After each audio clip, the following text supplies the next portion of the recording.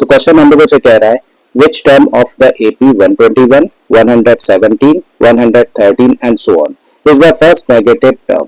तो क्वेश्चन में देखिए हम लोगों को यहाँ पर एक एपी दे रखी है और पूछा गया है कि भाई इस एपी का वो कौन सा टर्म है जो कि फर्स्ट नेगेटिव टर्म होगा। तो क्या फाइंड करना है, हमें फाइंड करना है कि इस एपी का कौन सा टर्म फर्स्ट नेगेटिव टर्म होगा, राइट। तो चलो स्टार्ट करते हैं और स्टार्ट कहां से कर रहे हैं, इस गिवन एपी से।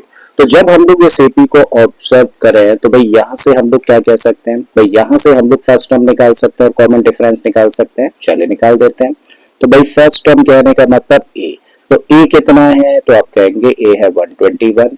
अच्छा डी निकालना है हम लोगों को, तो कैसे निकालते हैं, सेकंड टर्म में से फर्स्ट टर्म को माइनस करके। तो 117 में से माइनस करते हैं किसको, 121 को, तो कितना आ जाएगा माइनस का 4। इसका मतलब माइनस का 4 क्या है, डी है, और 121 क्या है, that is first term of the AP. अब ये दो चीजें हम लोगों के पास में है, हमें क्या चाहिए, हम लोगों को चाहिए फर्स्ट टर्म इस एपी का जो कि हम लोगों को नहीं पता, ठीक है। तो मान लेते हैं कि भाई इस एपी का जो nth टर्म होगा वही क्या होगा, फर्स्ट नेगेटिव टर्म होगा। तो इस चीज को हम लोगों ने लेट किया, ठीक है। तो let the nth term, let the nth term of this AP be the first negative term, ठीक है। तो मान लिया हम लोगों ने कि भाई इस एपी का जो nth टर्म होगा वही क्या होगा, फर्स्ट नेगेटिव टर्म होगा। और किसी भी एपी के nth टर्म को किससे रिप्रेजेंट करते हैं, तो भाई किसी भी एपी के nth टर्म को रिप्रेजेंट किया जाता है an से, ठीक है। अब एक बड़ा इंपॉर्टेंट पॉइंट है, बड़े ध्यान से समझना। भाई अगर हम लोग इस टर्म को देखें तो ये क्या है 121। अच्छा 121 पॉजिटिव टर्म है कि नेगेटिव टर्म है, तो आप कहेंगे 121 तो भाई पॉजिटिव टर्म है। क्यों इसको पॉजिटिव बोला, क्योंकि इसकी वैल्यू 0 से बड़ी है, ठीक है। बिल्कुल इसी तरीके से 117 भी कैसा टर्म है, पॉजिटिव टर्म है, ठीक है। तो नेगेटिव टर्म हम लोगों को चाहिए, तो नेगेटिव टर्म का मतलब क्या होता है, भाई नेगेटिव टर्म का मतलब होता है 0 से छोटी वैल्यू, करेक्ट है। 0 से छोटी वैल्यू को ही हम लोग नेगेटिव वैल्यू बोलते हैं। इसका मतलब हम लोगों को क्या चाहिए, हम लोगों को वो टर्म चाहिए, फर्स्ट वो टर्म चाहिए जिसकी की वैल्यू 0 से छोटी हो, करेक्ट है।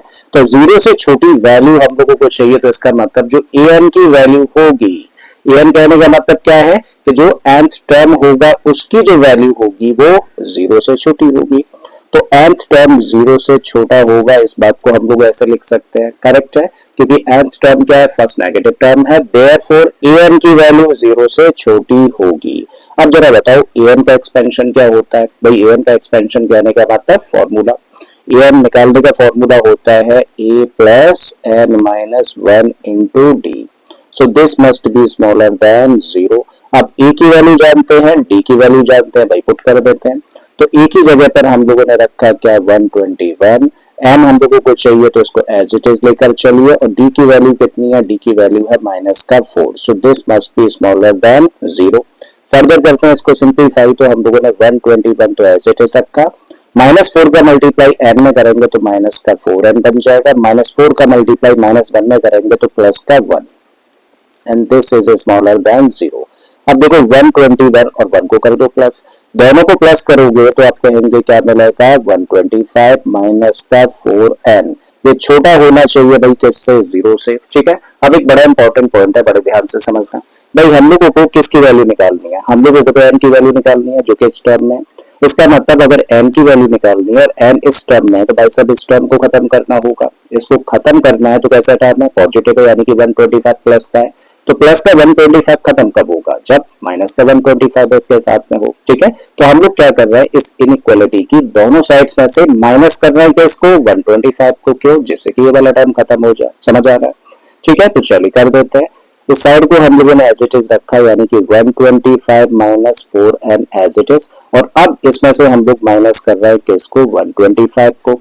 यही काम हम लोग देखो इधर करें, 0 में से भी हम लोगों ने क्या किया, 125 को कर दिया माइनस, ठीक है। देखो ये चीज यानी कि ये साइड या फिर कह लो ये नंबर छोटा है किससे, इस नंबर से। तो भाई अगर ये ऑलरेडी छोटा है और अब अगर दोनों में हम लोग सेम क्वांटिटी प्लस कर दें दोनों साइड्स में या फिर माइनस कर दें, ठीक है, तो ये तो पहले से ही छोटा है। अब इसमें और इसमें सेम क्वांटिटी प्लस करोगे तब भी जो सम निकल कर आएगा वो भी कैसा होगा, छोटा होगा।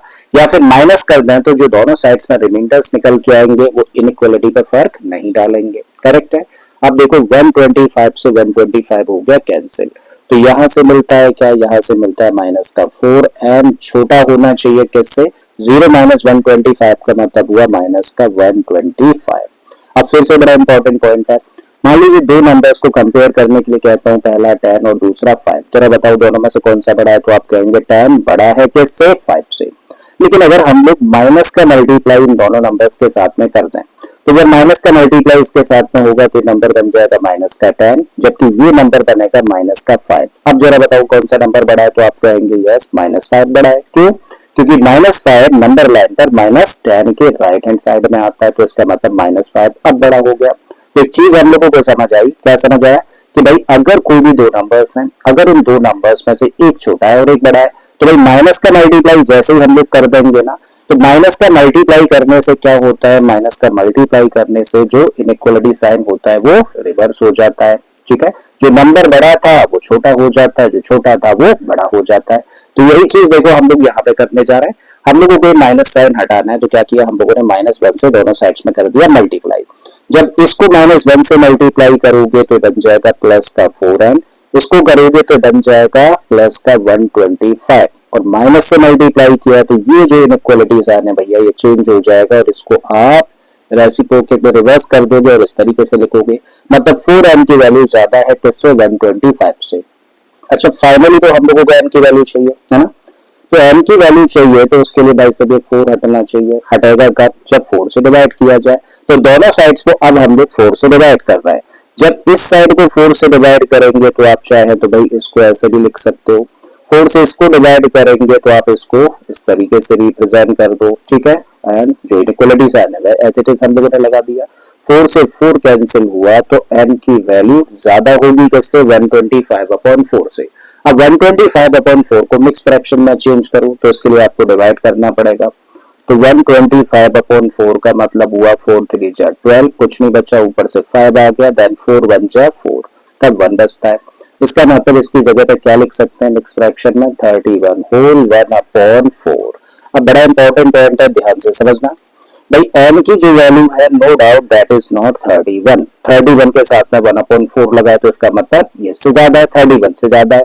और जो n की वैल्यूज होती हैं वो हमेशा एक नेचुरल नंबर होती हैं, यानी कि या तो n की वैल्यू 1 होगी, 2 होगी, 3 होगी, और इसी तरीके से 31 होगी, 32 होगी, 33 होगी एंड सो ऑन। ठीक है, तो हम लोग कह रहे हैं कि भैया n की वैल्यू 31 से बड़ी है, तो जब n की वैल्यू 31 से बड़ी है तो n की वैल्यू क्या हो सकती है, 32 हो सकती है, 33 भी हो सकती है, 34 भी हो सकती है। इसका मतलब 32, 33, 34 एंड सो ऑन, यानी कि आगे जितने भी टर्म्स होंगे सारे के सारे टर्म्स कैसे होंगे, नेगेटिव ही होंगे। लेकिन हमें तो क्या चाहिए, हमें तो चाहिए first term, first negative term. तो भैया फर्स्ट टर्म कौन सा होगा, यानी कि फर्स्ट नेगेटिव टर्म होगा 31 के बाद क्या आता है, 32 आता है। सो दिस इंप्लाइज क्योंकि n की वैल्यू 31 होल 1/4 से ज्यादा है, तो जब इससे ज्यादा है और हम लोगों को फर्स्ट नेगेटिव टर्म चाहिए तो n क्या होना चाहिए, n होना चाहिए 32, राइट। और यही आंसर हो जाता है इस क्वेश्चन का।